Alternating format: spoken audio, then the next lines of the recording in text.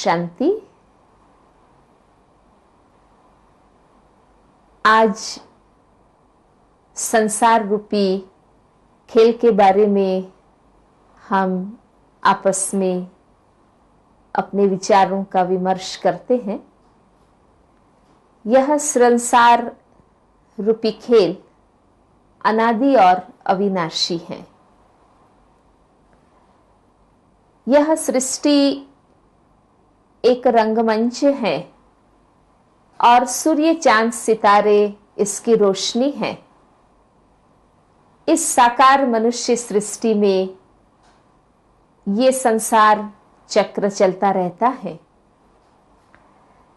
यह संसार खेल 3 अविनाशी परिबलों से बना हुआ है, प्रकृति, पुरुष और परमात्मा।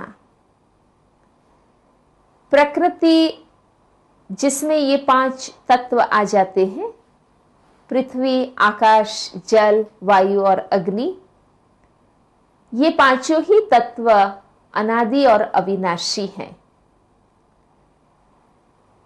भौतिक शक्ति के लिए हम कहते ही हैं कि भौतिक शक्ति न उत्पन्न होती है न नष्ट होती है, वो रूपांतरित होती है। तो प्रकृति भी अनादि अविनाशी है। दूसरा परिबल है पुरुष, चैतन्य शक्ति, मनुष्यात्मा, जो भी एक अनादि अविनाशी शक्ति है। और तीसरा परिबल है परमात्मा, जो कि परम शक्ति है। और इन 3 अविनाशी परिबलों से बना हुआ यह संसार खेल भी अनादि और अविनाशी है। ये तीनों परिबल अपनी अपनी रीति से स्थापना, पालना और विनाश का कार्य करते हैं। जैसे प्रकृति अपना स्थापना का, विनाश का, पालना का कार्य कैसे करती है, तो एक बीज जमीन में गिरता है, वो हुई स्थापना का कार्य। उस बीज से अंकुरित होकर एक पौधा पनपता है। प्रकृति के तत्वों से ही उसकी पालना हुई। और वही प्रकृति के तत्व जब तमो प्रधान बन जाते हैं, पतित बन जाते हैं, तो वे ही विनाश का भी कार्य करते हैं। बाढ़, भूचाल, अकाल, अतिवृष्टि, अनावृष्टि जैसी प्राकृतिक आपदाएं आती हैं और वो भी प्रलयंकारी होती हैं। तो ये हुआ प्रकृति के द्वारा स्थापना, पालना और विनाश का कार्य। इस प्रकृति को प्रभावित करने वाली जो शक्ति है, वो है मनुष्यात्मा, चैतन्य शक्ति। और मनुष्यात्मा भी अपनी ही रीति से स्थापना, पालना और विनाश का कार्य करती है।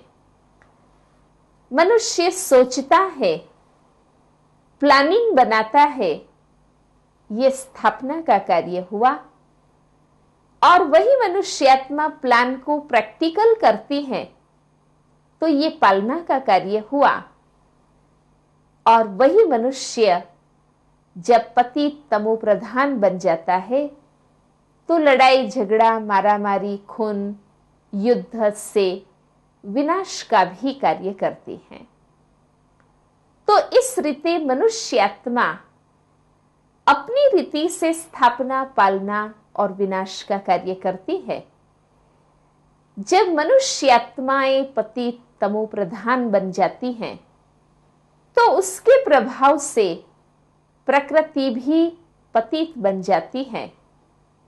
और इस प्रकार जब पुरुष और प्रकृति दोनों पतित तमो प्रधान बन जाते हैं, तब अंत में वो परम शक्ति वो सदा पावन परमात्मा पुनः सृष्टि पर आते हैं और इनको पावन बनाने का कार्य करते हैं। इसलिए ही हम कहते हैं कि परमात्मा बिगड़ी को बनाने वाला है। जब ये संसार का खेल बिगड़ जाता है तब पुनः परमात्मा उसे बनाने के लिए आते हैं, क्योंकि ये सृष्टि का जो खेल है वो सतयुग में तो बिल्कुल अभूल का खेल होता है। सतयुग और त्रेता युग, जिसको शास्त्रों में भी ब्रह्मा का दिन कहा गया है, वहां आत्माएं अपनी पावन स्थिति में होती है। कोई भी प्रकार की अज्ञानता या विकार वहां नहीं होते हैं, इसलिए वहां कोई भी विकर्म, पाप कर्म या भूलें वहां नहीं होती है। तो 2 युग तक यह संसार का खेल जैसे कि अभूल का खेल रहता है, वहां कोई भी भूलें नहीं होती हैं। लेकिन समय के प्रभाव में आकर और प्रकृति के संसर्ग में आकर अपना पार्ट प्ले करते करते मनुष्यात्माएं त्रेता के अंत और द्वापर के आरंभ के समय पर जब पहुंच जाती है तो पुनः देह अभिमान में आ जाती है, अपने वास्तविक आत्म स्वरूप को भूल जाती हैं और इसलिए द्वापर में होता है एकज भूल का खेल। एक ही भूल होती है और वो भूल है अपने आप को भूल जाने की, अपने वास्तविक सही स्वरूप को भूल जाने से हम देह अभिमान में आते हैं और देह अभिमान में आने से ही विकारों के वशीभूत होते हैं। अपने आप को भूलने से हम अपने असली पिता, अपने असली धर्म, अपने असली कर्म, असली लक्ष्य, अपने असली धाम, अपने असली लक्षण को भी हम भूल जाते हैं, जिसके फलस्वरूप कलयुग के अंदर यह संसार खेल हो जाता है भूल भुलैया का खेल, जहां भूलों की परंपरा होने लगती है। इतनी भूलें जीवन में होती हैं और इसलिए भूल कर रहे हैं ये महसूसता भी समाप्त हो जाती है। तो कलयुग के अंत में जब ये संसार खेल भूल भुलैया का खेल बन जाता है, तब अंत में वो परम शक्ति इस सृष्टि पर आकर इसको पुनः अभूल बनाने का मार्गदर्शन करती है। द्वापर युग से समय प्रति समय अनेक महात्मा, धर्मात्मा, पुण्यात्मा आकर अपनी शक्ति के बल से जहां तक जितना हो सकता है समाज परिवर्तन के लिए पुरुषार्थ करते हैं, लेकिन परिणाम हम देखते हैं कि आज कलयुग ही है, बल्कि घोर कलयुग है। और ऐसे भूल भुलैया रूपी खेल को पुनः अभूल का खेल बनाने के लिए स्वयं परमात्मा, जो कि इस विश्व खेल का डायरेक्टर है, क्रिएटर है और इसका मुख्य एक्टर है, वो स्वयं आते हैं और हमें डायरेक्शन देते हैं।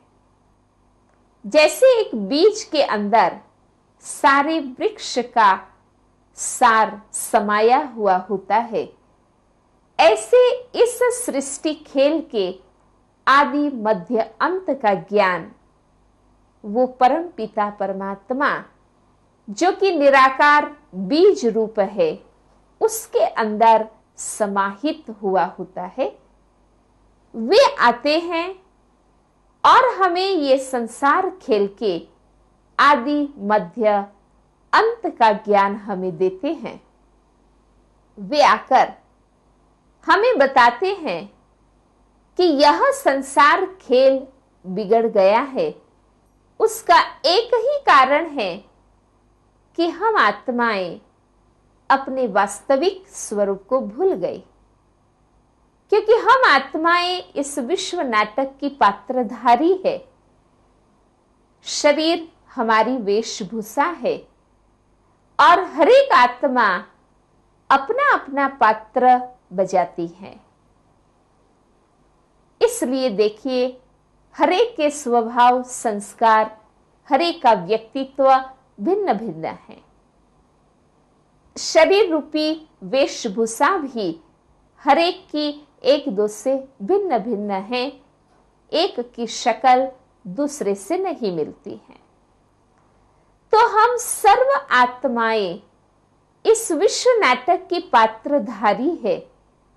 शरीर रूपी वेशभूषा धारण कर हम जन्म बाय जन्म भिन्न भिन्न पात्र अपना बजाते हैं।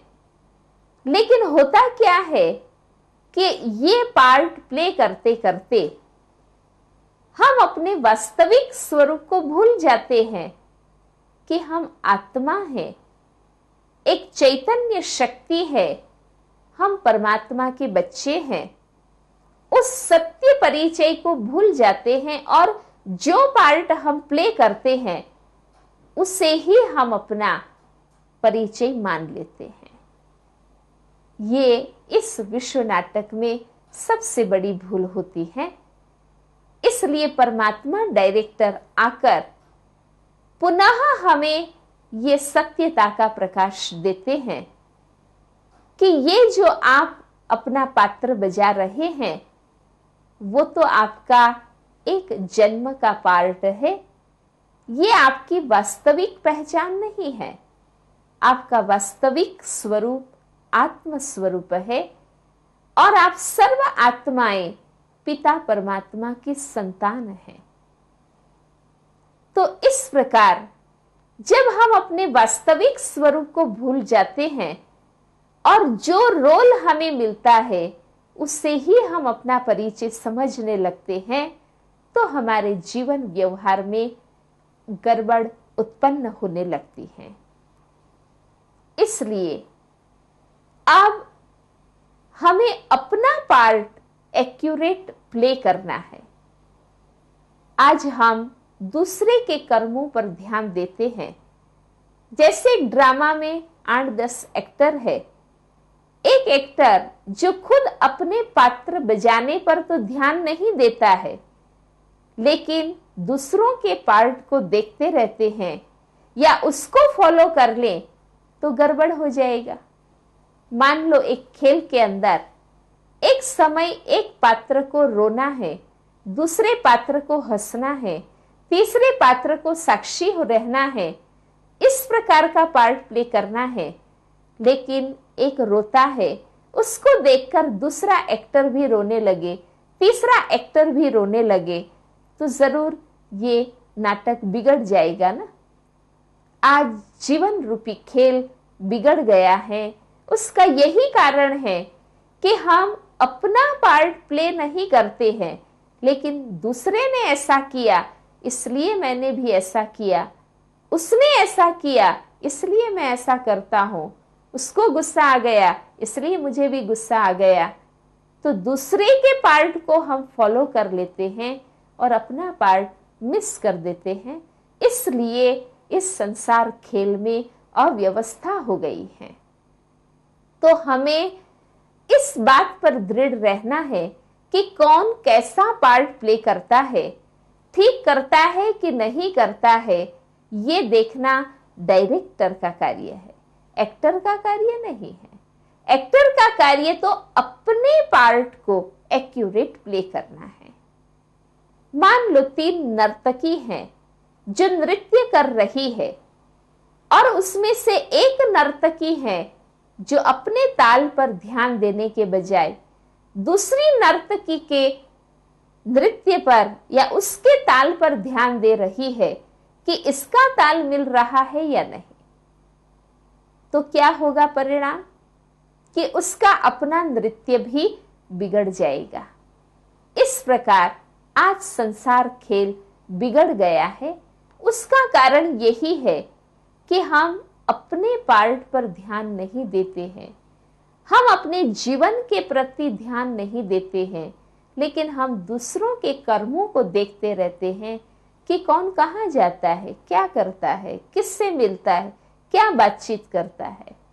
इसलिए दूसरों को देखने के कारण हम अपना भी कर्म ठीक रीति से नहीं कर रहे हैं।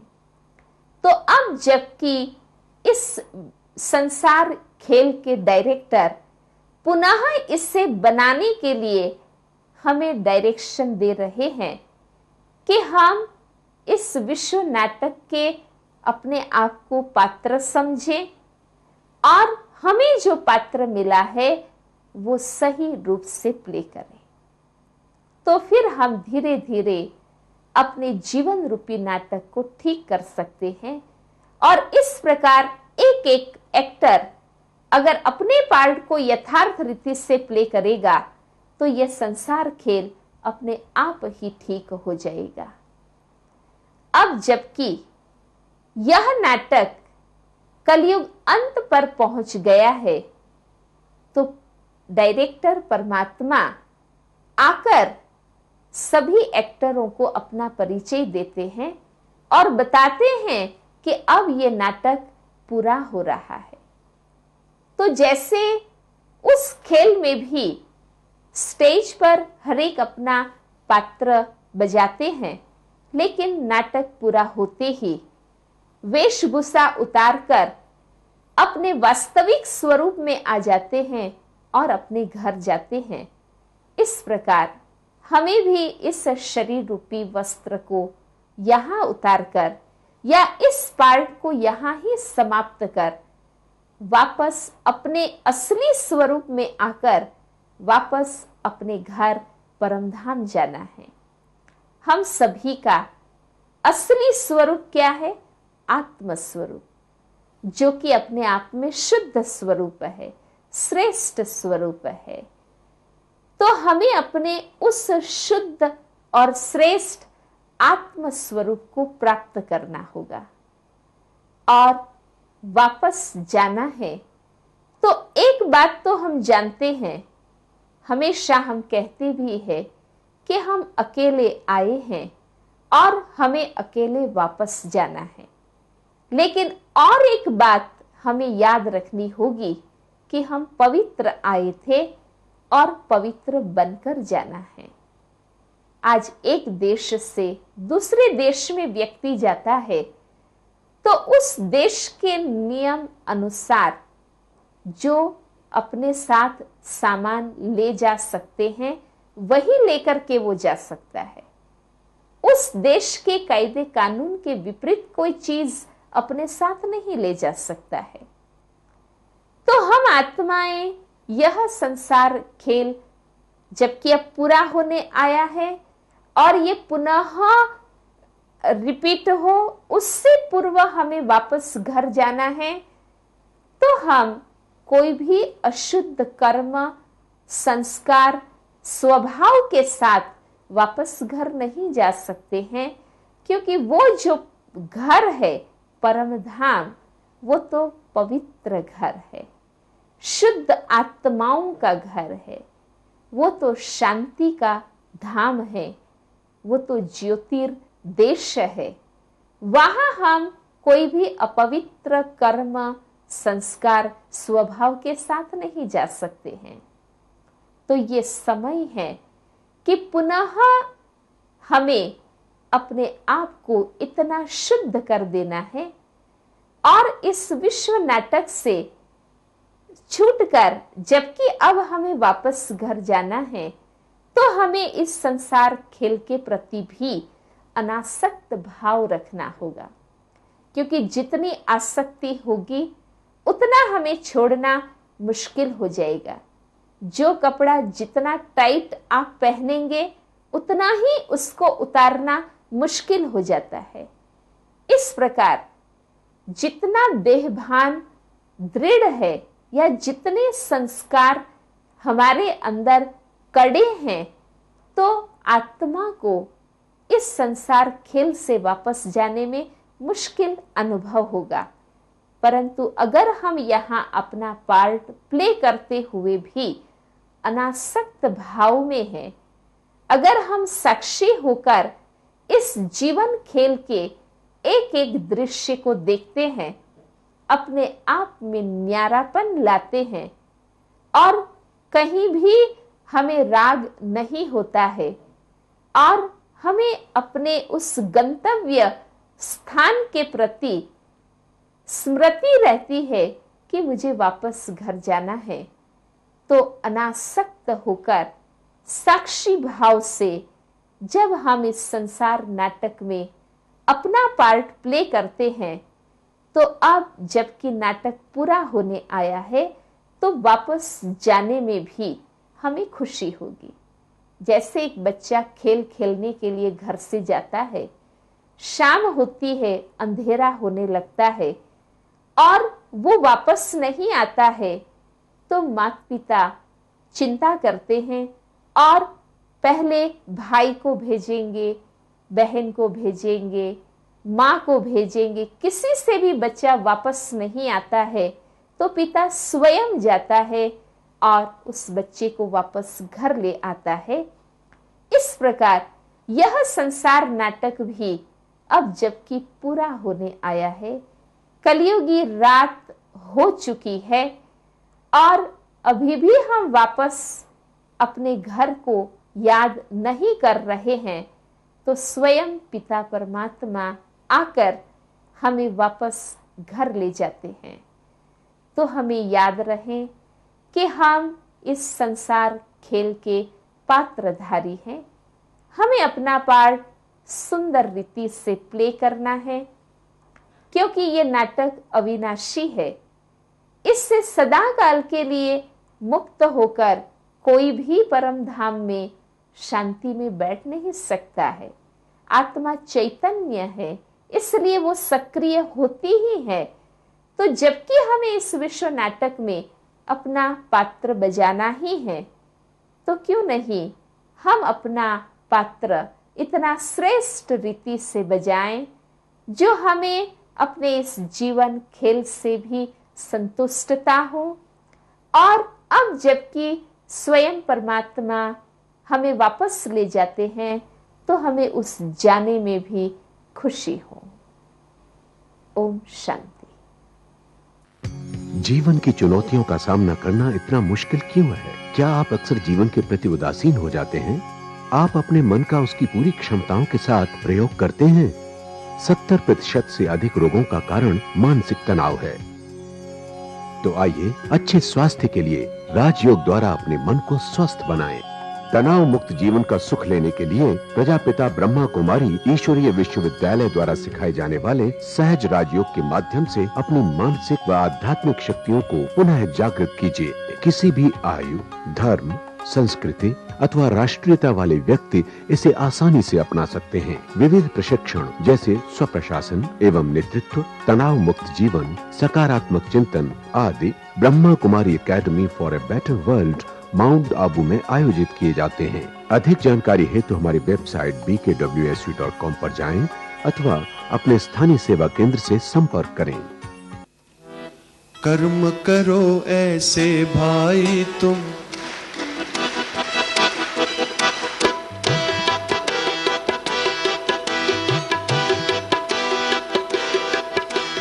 कर्म करो ऐसे भाई तुम, पड़े न फिर पछताना, पड़े न फिर पछताना।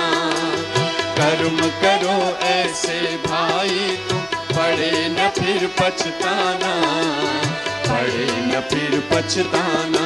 क्योंकि एक दिन तो धर्मराज को पड़ेगा मुख दिखलाना, पड़ेगा मुख दिखलाना। कर्म करो ऐसे कर्म करो, कर्म करो भाई, कर्म करो।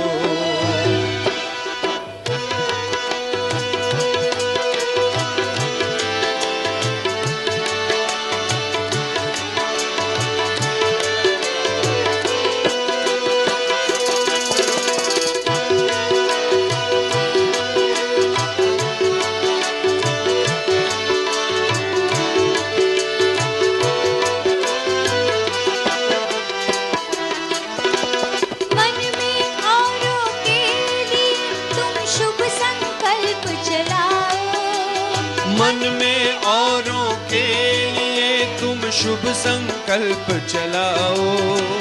निंदा करता है जो तुम्हारी, अपना उसे बनाओ। निंदा करता है जो तुम्हारी, अपना उसे बनाओ। आंखों से कभी बुरा न देखो, आंखों से कभी बुरा न देखो। पड़े जो आंख झुकाना, पड़े जो आंख झुकाना। आंखों से कभी बुरा न देखो, पड़े जो आंख झुकाना, पड़े जो आंख झुकाना। कर्म करो ऐसे कर्म करो, कर्म करो भाई, कर्म करो।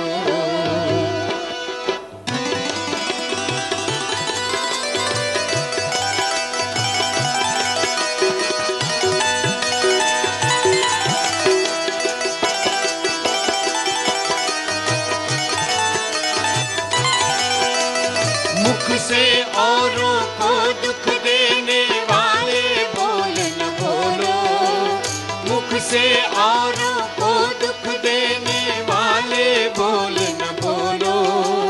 अपने मुख से ज्ञान रतन भंडारे अब तुम खोलो। अपने मुख से ज्ञान रतन भंडारे अब तुम खोलो। कानों से कभी सुनो न ऐसा, कानों से कभी सुनो न ऐसा। पड़े जो कान कटाना, पड़े जो कान कटाना। कानों से कभी सुनो न ऐसा, पड़े जो कान कटाना, पड़े जो कान कटाना। कर्म करो ऐसे कर्म करो, कर्म करो भाई, कर्म करो।